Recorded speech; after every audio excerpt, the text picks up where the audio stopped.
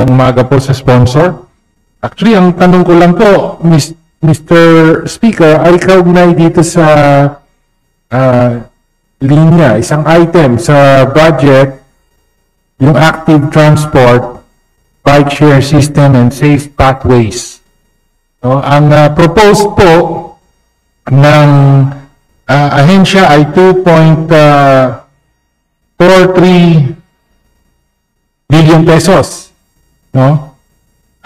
Pero sa NEP po, initially 69 million lang ang binigay, pero nung dumaan sa BARC at nagkaroon ng mga realignment, amendment, ay nadagdagan po ng 250 million. So ang total na po ngayon ay 318.3 million. So magandang development po, pero kulang pa rin dun sa 2.4 million na hinihingi originally ng DOTR for 2026.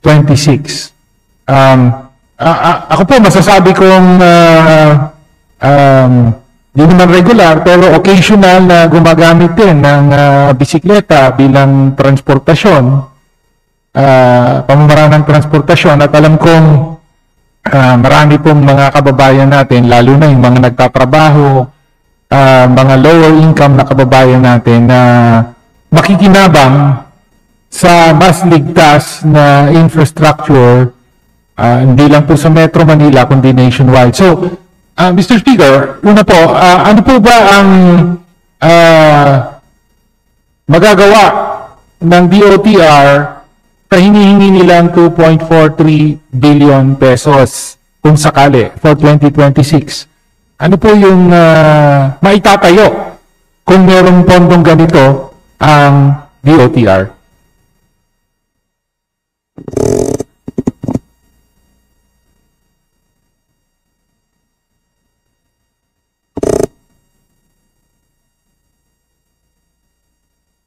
Mr. Speaker, dear colleague, with that amount, makakapagtayo po tayo ng almost 400 kilometers of bike lane and pathways. 400 kilometers. At saan po maitatayo ito? Saang lugar? Sa bansa? Nationwide po yan, pero ano po yan, sa highly urbanized cities. Depende po na yan kung makaka-qualify po yung HUC. 400 kilometers of bike lanes in the highly urbanized cities. So, hindi lang po sa Metro Manila ito? Hindi lang po. Nationwide po yan. Lahat po ng HUCs ay... At yung 400 kilometers po ba na yan, Mr. Speaker? Ibig lang po ba sabihin yan, magpipintura ng bike lane? Yun na po ba yun?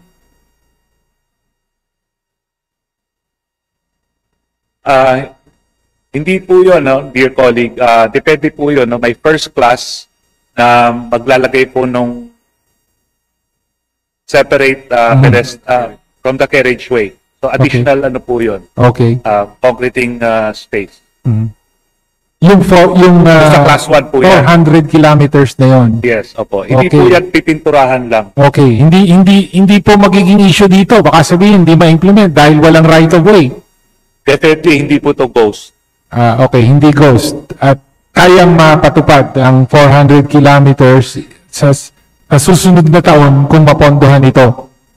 Yes, dear colleague, Okay. Mr. Speaker. At ano po ba yung kabuuang target? Nung panahon po ng pandemic ay naglabas ng nationwide target, something like 2,800 kilometers po ba yun nationwide? Tama po kayo, dear colleague. Nakuha po ninyo 2,800. Oo, at sa 2,800 na target na yan ay ilan na po ang nagawa ng DOTR? Out of the targeted 2,800, 982 kilometers ng bike lane po ang nagawa. Tapos 738 units ng end-of-trip facilities. Okay. And 12 units of public transport stops. And 48 units of bike channels. Sa kabuuang 9 na region po, dear colleague. Okay, and thank you for reminding us na hindi lang po naman bike lane ang kasama rito, no? So, ilan nga po ulit? 900 po ang nagawa. 982 982 kilometers. So malayo, thus kung sakali ay madadagdagan pa po ng 400 sa 2.3 billion na ito, pero hindi pa rin po makakamit yung 2,800. Anyway, Mr. Speaker, yun lang po ang gusto nating idiin dito. I am winding up now, Congressman Elise. I am winding up now. Nananawagan po ako, no, sa Kapulungan, Committee on Appropriations, kay Committee on Appropriations Chair Mika Swansing na narito ngayon, na hanapan na po ng kulang pang pondo, no, yung sa 2.3 billion na hinihingi para sa active transport, bike share system and safe pathways, no, para at least for next year ay may karagdagang 400 kilometers ng bike lanes and other such facilities na magiging malaking tulong po sa lalo na sa mga mas lower income, no, na pangunahing umaasa at gumagamit sa active transport, and hopefully with this infrastructure ay mas lalong marami pang mga kababayan natin ang mahihikayat na gumamit ng ganitong forma ng transportasyon. So, Mr. Sponsor, ay hopefully masasalubong niyo po at magtulungan tayo para mapondohan, mapuno na yung 2.3 billion, Mr. Sponsor. Tama po yun, dear colleague, Mr. Speaker. Maganda po ang ngiti ng ating chairwoman. Ay, yun, okay.